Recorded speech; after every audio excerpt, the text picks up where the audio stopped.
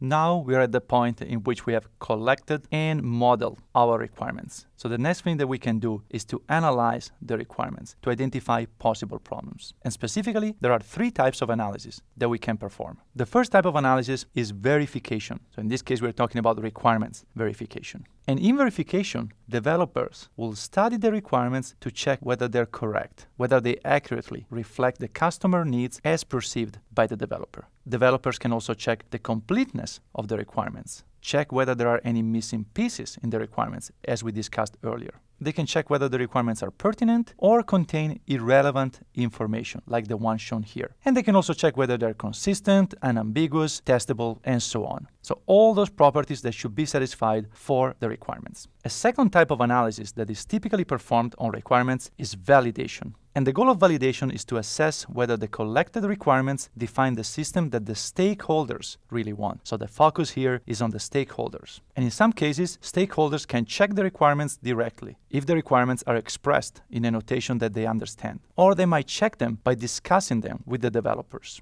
Another possibility is that stakeholders assess the requirements by interacting with the prototype of the system, in case the requirements engineering process that is being used involves early prototyping. And finally, surveys, testing, and other techniques can also be used to validate requirements. A final type of analysis that we can perform on requirements is risk analysis. And risk analysis aims to identify and analyze the main risks involved with the development of the system being considered. And if some requirements are deemed to be too risky, like in this case, this might result in changes in the requirements model to eliminate or address those risks. And note that all these analysis activities can be performed in many different ways, depending on the modeling languages chosen to represent the requirements and on the context.